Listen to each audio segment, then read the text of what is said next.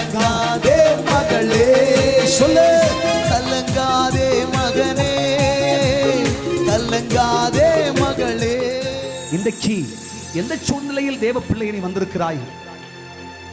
யுத்தம் செய்து உன் வாழ்க்கையில் தோல்வி அடைந்து, இல்லை யுத்தத்திலே என்னால் எல்லாவற்றையும் தருணம் செய்ய முடியாம எவ்வளவோ பலசாலிகளோடும் பெரியவர்களோடும் போராடி களைத்து என் விசுவாச வாழ்க்கையில சோர்ந்து இப்பொழுது பிழைப்பேனா மரித்து போவேனா என்று கூட தெரியாத நிலையிலே நான் இப்பொழுது எத்திசைக்கு செல்வதென்று அறியாது திகைத்துக் கொண்டிருக்கிறேன் என்ற கஷ்டத்தோடு தான் வந்திருக்கிறீர்களா?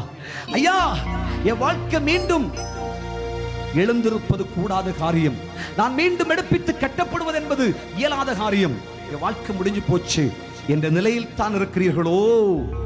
தேவாவியை பெற்று தன் வாழ்க்கையிலே யுத்ததாரியாய் நின்ற மனுஷன் களைத்து போய் ஐயோ மரித்து விடுவேனோ என்ற நிலையில் தன்னுடைய வாழ்க்கையில் இவ்வளவுதான், இனிமேல் அடுத்த அடி என்னால் எடுத்து வைக்க கூடாது என்ற நிலையில் என்றது போல வாழ்க்கையின் ஒவ்வொரு கட்டத்திலும், குடும்பத்தின் ஒவ்வொரு கட்டத்திலும், ஐயா உன் வாழ்க்கையின் ஒவ்வொரு நிலைகளிலும் இன்றைக்கு அடுத்த அடி செல்லக்கூடாமல் திகைத்து நிற்பீர்கள் என்றால் கர்த்தர் சொல்கிறார், பள்ளத்தாக்கிலே உனக்காக ஒரு நீரூற்றை நான் திறந்திருக்கிறேன்.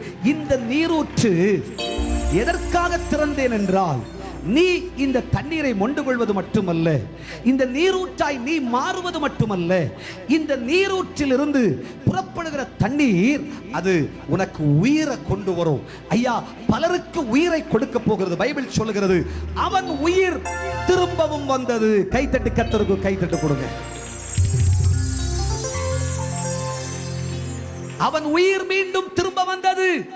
நீரூற்று திறந்தா செத்து போன உனக்குள்ள, செத்து போன உன் சரீரத்துக்குள்ளே, செத்து போன உன் ஆத்துமத்துக்குள்ளே, உன் ஆவிக்குள்ளே மீண்டும் உயிர் திரும்ப வரும்.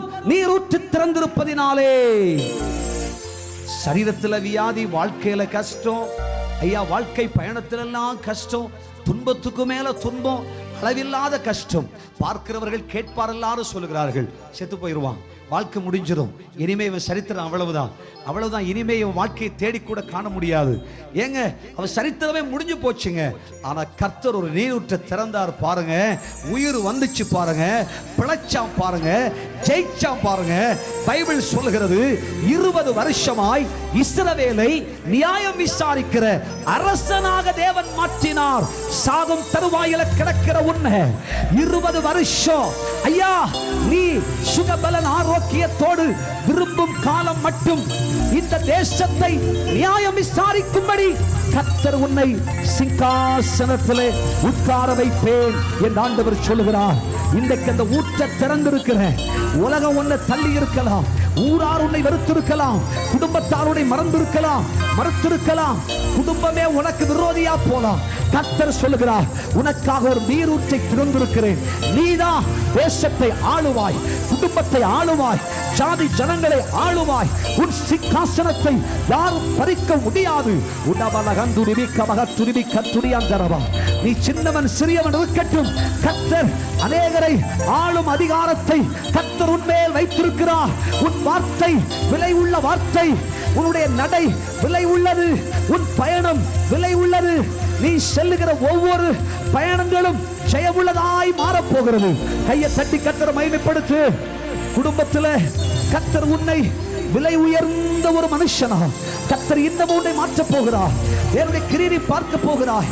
உன் வாழ்க்கை முடிஞ்சு ஏதோ காரியத்தை செஞ்சு முடிச்சிருவோன்னு சொல்லி உன்னை அனுப்பி வச்சாங்க. உன் வாழ்க்கை முடிஞ்சு போச்சு நினைச்சாங்க, உன் சரித்திரம் இல்லை என்றார்கள். கர்த்தர் சொல்கிறார், திரும்பவும் உனக்குள்ளே உயிர் வந்தது. நீ மீண்டும் உழைப்பாய், மீண்டும் துளிர் விடுவாய், மீண்டும் ஜொலிப்பாய், மீண்டும் வளருவாய், மீண்டும் வேர்வற்றுவாய், மீண்டும் மீண்டும் மீண்டும் மீண்டும். யாக்கோபே, நீ வேர்வற்றி பூத்து காய் காய்த்து கனி தருவாய், தேசமெல்லாம் நிரப்புவாய்.